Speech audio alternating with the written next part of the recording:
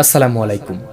পরক্রিয়া যেন এখন সমাজে মহামারীর মতো ছড়িয়ে পড়েছে। ঘরে ঘরে প্রত্যেকটা সংসারে পরক্রিয়া যেন আষ্টে পিষ্টে জেগে বসেছে। পরক্রিয়ার আঘাতে জর্জরিত অলমোস্ট 82% ম্যারিটাল রিলেশনশিপ। কিন্তু কেন? কি কারণ?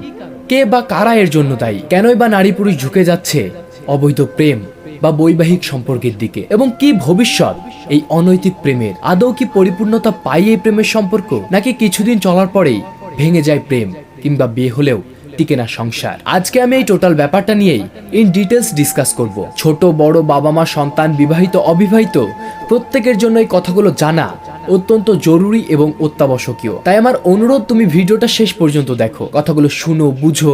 তোমার জীবন, তোমার পরিবার, তোমার সংসারকে বাঁচাতে চাইলে কথাগুলো জানতে হবে। এই টপিকটাকে আমি দুইটা সেকশনে ভাগ করে বলবো। এক, কি কারণে বাড়ছে পরক্রিয়া বা কারা এর পেছনে দায়ী। দুই, কিভাবে আমরা এই পরক্রিয়া নামক ফিতনা বা সামাজিক ব্যাধিকে কমিয়ে আনতে পারি। এক, বিবাহ পরবর্তী পরক্রিয়ার মূল যে ভেক্টর বা প্যাথোলজিক্যালি যেটাকে বলে বাহক, এই এক্সট্রা ম্যারিটাল অ্যাফেয়ারের যে মেকানিজম, সেটা করেই থাকে মোবাইল ফোন। বিভিন্ন সোশ্যাল মিডিয়ার হাত ধরে বেগানা নারী পুরুষের অবাধ যৌনাচারের সুযোগ করে দিয়েছে Facebook, WhatsApp, imo, TikTok, Instagram, PUBG, free ফায়ারের মতো বিভিন্ন সোশ্যাল সাইট, যার মাধ্যমে যে কোনো নারী পুরুষ একে অপরের সাহচর্যে আসার সুযোগ পাচ্ছে সকলের অগোচরে। স্বামী ঘুমিয়ে গেলে বা বাসায় না থাকলেই স্ত্রী মেতে ওঠে অন্য কোনো পুরুষকে নিয়ে। আবার স্ত্রীর অবর্তমানে স্বামীও বিভিন্ন মেয়েদের সাথে ফ্লার্টিং করে বেড়াচ্ছে। কেউ কারো চেয়ে কম যায় না, দুজনেই ধোঁকাবাজ। কিন্তু কেন এই ধোঁকা?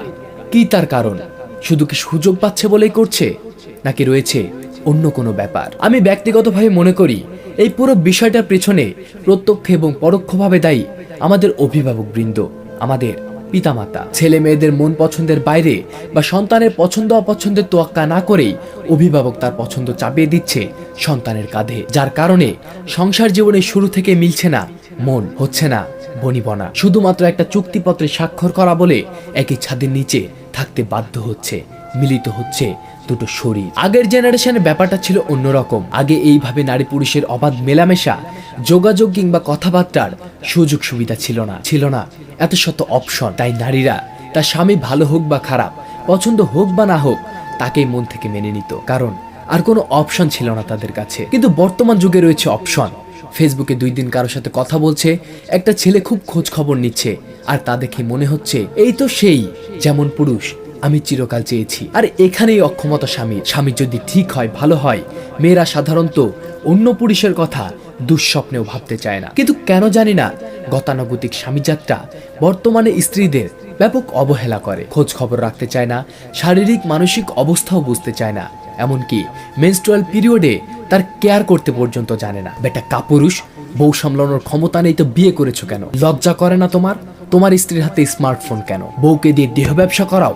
শত শত পর পুরুষ তোমার বউয়ের ইনবক্সে ফ্রেন্ড লিস্টে কি করে? বউকে ভালোবাসার ক্ষমতা নেই, বউয়ের চাহিদা পূরণের ক্ষমতা নেই, লাফাতে লাফাতে গিয়ে বিয়ে করেছো। লজ্জা শরম কি সব বেঁচে খেয়েছো? বেয়াদব। তোমার কিসের এত পীড়িত তোমার ভাবির সঙ্গে? ঘরে কচি বউ ভাল লাগে না, আর পাশের বাড়ির 2 বাচ্চার মাকে গিয়ে বলছো, ভাবি আপনাকে তো নীল শাড়িতে দারুণ লাগে।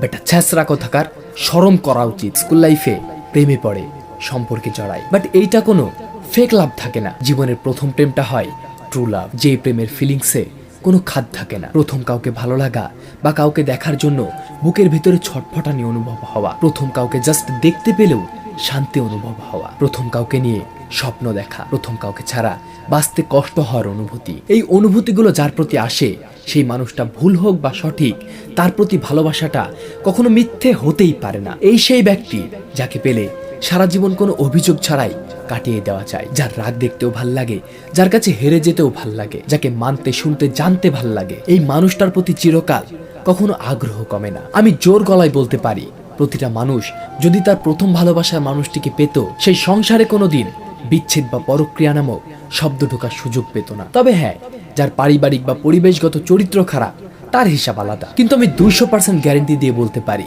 1000-5টা এমন খুঁজে পাওয়া যাবে না যাদের তার প্রথম ভালোবাসার মানুষটার সাথে বিয়ে হয়েছে। হয়ই না রে ভাই।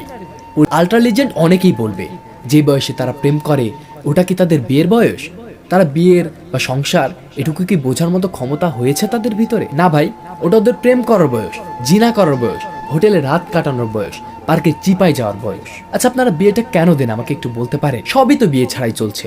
শুধু বিয়ের কথা উঠলেই যত দোষ, যত অজুহাত, যত সমস্যা, যত এক্সকিউজ। এক তাকে চিট করার সুযোগই দেওয়া যাবে না, কারণ ইবলিস শয়তান সবসময় মানুষকে উস্কে বেড়ায় ভুল পথে পরিচালিত করার জন্য। ওয়াসওয়াসা দিয়ে থাকে, জিনার দিকে এগিয়ে নিয়ে যায়, প্রলোভন দেখায়। তাই একে অপরকে শাসনে রাখতে হবে, চোখে চোখে রাখতে হবে, আগলে রাখতে হবে পরপুরুষ পরনারী থেকে। এটা আমাদের দায়িত্ব। এখন যদি এমন হয় যে সে পরক্রিয়ায় জড়িয়ে পড়েছে, সেক্ষেত্রে কি করবা? তাকে অবহেলা না করে আরো বেশি কাছে টেনে নিবা, কাছে কাছে থাকবা, বেশি বেশি সময় দিবা, বেশি বেশি কেয়ার করবা, যেন সে রিয়েলাইজ করতে পারে যে সে তোমাকে আসলেই ঠকাচ্ছে।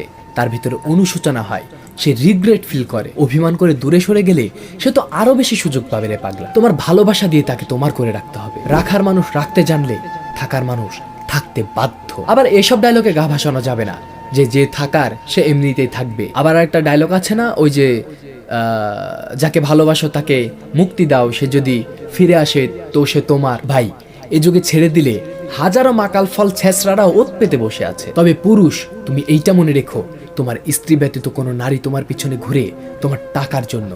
আর নারী, তুমি এইটা জেনে রাখো, তোমার স্বামী ব্যতীত কোনো পুরুষ তোমার পিছনে সময় দিচ্ছে, ইফোর্ট দিচ্ছে, টাকা খরচ করছে তোমাকে খাওয়ার ধান্দায়, নয়তো তোমার টাকা খাওয়ার ধান্দায়। ভাবছো তুমি তোমার স্বামীর কাছে যে আদর ভালোবাসার যত্ন পাওনি সেটা তার কাছে গিয়ে পাবা? এটা তোমার সম্পূর্ণ ভুল ধারণা। গন্তব্য কখনো মন্তব্য ঠেকাতে পারে না, এমন অনেক ডায়লগ শুনবা, কিন্তু এক সময় গিয়ে আত্মহত্যার পথ তোমাকেই। আদর্শ স্বামী স্ত্রী কিভাবে হব? বিশ্বনবী হযরত মুহাম্মদ রাসূল সাল্লাল্লাহু আলাইহি ওয়াসাল্লাম বলেন, আদর্শ স্বামী হতে 5টা গুণ লাগে। 1, তুমি যেই মানের খাবার খাও তোমার স্ত্রীকেও সেই মানেরই খাবার খাওয়াও।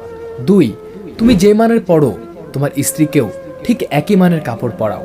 3, কখনো তোমার স্ত্রীকে কটু কথা বলবা না বা গালাগালি করবা না। 4, কখনো তোমার স্ত্রীর মুখের ওপর বা মুখমণ্ডলে আঘাত করবা না। 5, তোমার স্ত্রীকে কখনো তোমার বাড়ি ব্যতীত অন্য কোথাও যেতে দিবা না। এখন বলি, ভালো স্ত্রীর 3টা গুণ থাকে। 1, সে যখন তার স্বামীর সাথে কথা বলে হাসি মুখে কথা বলে। 2, স্বামীর অবর্তমানে সে বাড়ির বাইরে যায় না এবং কোনো বেগানা পরপুরুষের সাথে স্বামীর অবর্তমানে মোবাইলে কথা বলে না। 3, স্বামী যা আদেশ করে তার সঙ্গে সঙ্গে পালন করে। আদর্শ স্বামী স্ত্রী হও।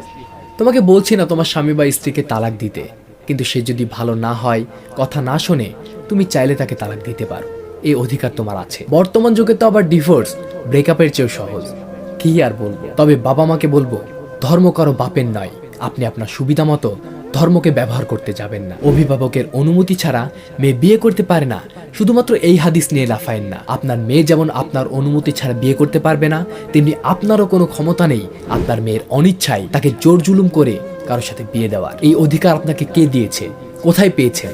বাপ বলে দাবি করেন, লজ্জা করে না? ছেলেদের বলবো, মেয়েরা কখনো সৌন্দর্যের পাগল হয় না, তারা পুরুষ চায়, একজন প্রেমিক পুরুষ। তারা চায় আস্থা ভরসার একজোড়া হাত, একটা বুক। বাইরে যাওয়ার আগে শুধু কপালে একটা চুমু দিয়ে জিজ্ঞাসা করো, আসার সময় কিছু আনবো? দেখবা সে হেসে বলবে না, কিছু লাগবে না, বা চাইলে সেটা আনবা।